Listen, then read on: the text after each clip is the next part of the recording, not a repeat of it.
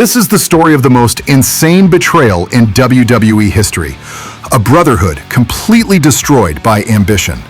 We're talking about a mentor who literally created a monster, and then that monster came back 15 years later to end his career.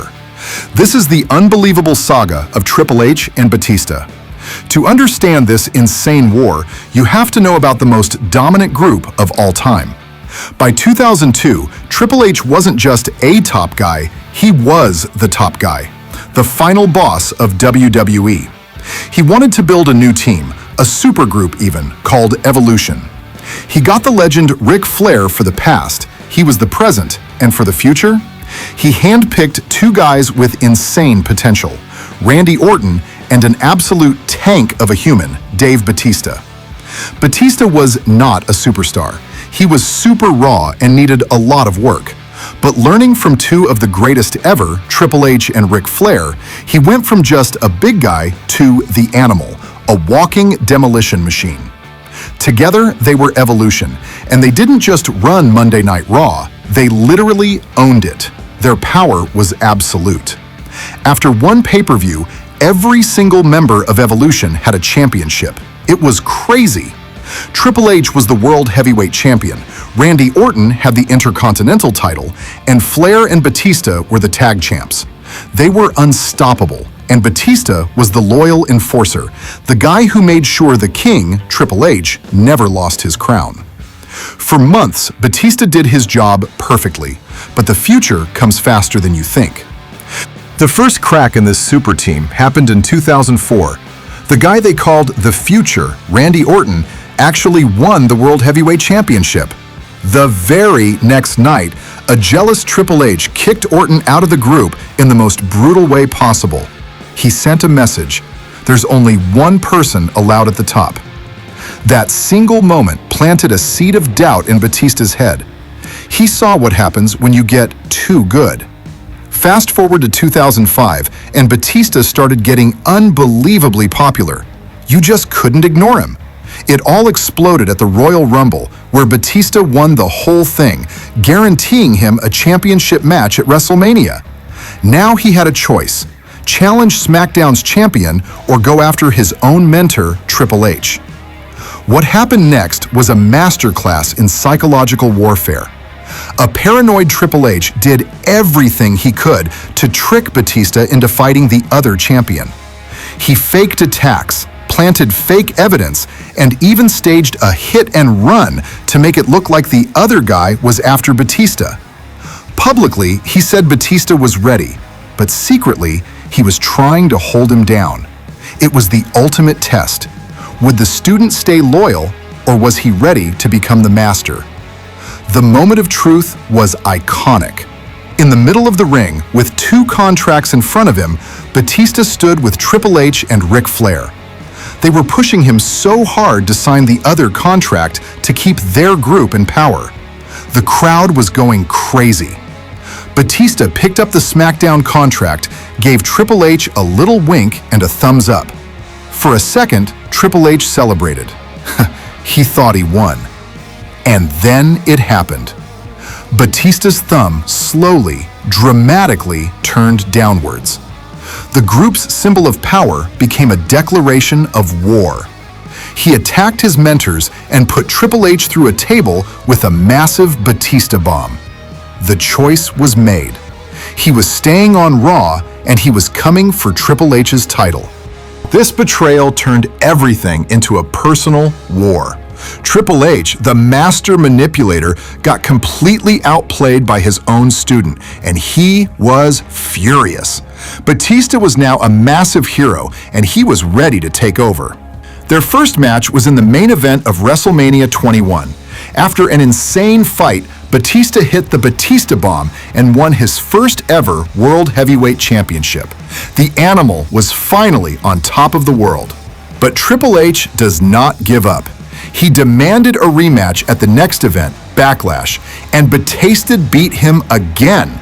It wasn't a fluke, but the game still wasn't done. He challenged Batista to one final match in the most demonic structure in WWE, Hell in a Cell. This was Triple H's playground. He had a legacy of destroying people in this match and had never lost a one-on-one fight inside the cell. The stage was set for an absolutely bloody war. The match was savage. They used chairs, sledgehammers, everything.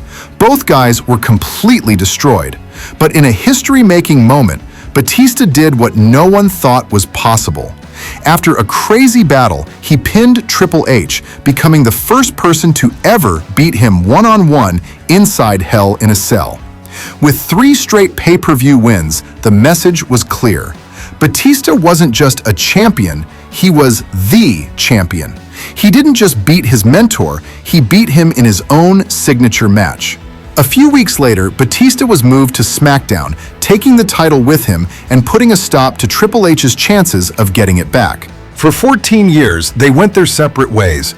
Batista became a massive Hollywood movie star, and Triple H basically became the architect of WWE's future. The war seemed like it was over forever. But it only takes one spark to start a forest fire. At SmackDown 1000 in 2018, Evolution reunited. It was all fun until Batista grabbed the mic. He looked at Triple H and reminded him and the entire world that for everything Triple H had ever done, he had never beaten him. The seed for one last fight was planted. Then things got wild. During a 70th birthday party for their mentor, Ric Flair, Batista made a shocking return by brutally attacking Flair backstage.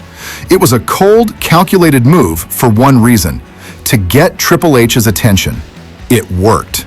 Batista's demand was simple: one last match at WrestleMania. It was the only way he would ever retire. Triple H accepted and made it no holds barred. Then Batista raised the stakes to an insane level. He dared Triple H to put his career on the line. The game agreed. After 14 years, the stage was set for the final battle. WrestleMania 35 was the end. This wasn't about a championship.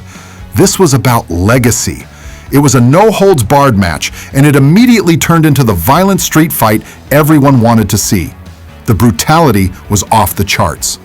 At one point, Triple H literally used pliers to rip the nose ring out of Batista's face. I'm not even joking. They fought everywhere, using steel steps, sledgehammers, and destroying announce tables. It was pure punishment. Batista hit his biggest moves, but Triple H just would not stay down. In the end, just like at the beginning, Ric Flair showed up. He came to ringside and slid Triple H his signature sledgehammer at the perfect moment. That one distraction was all it took. Triple H blasted Batista with the hammer, hit one last pedigree, and after 14 long years, he finally got his win. Triple H's career was saved, but for Batista, this was the perfect ending. He officially retired right after the match, going out in the time-honored tradition for the man who made his career. And in a twist nobody saw coming, this would also be Triple H's last WrestleMania match ever. Their insane story, which started in an alliance, ended together on the grandest stage of them all.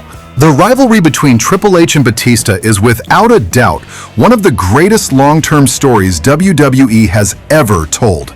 It was the perfect story of a student surpassing the teacher, a slow-burn feud that created a legit main-event superstar in Batista.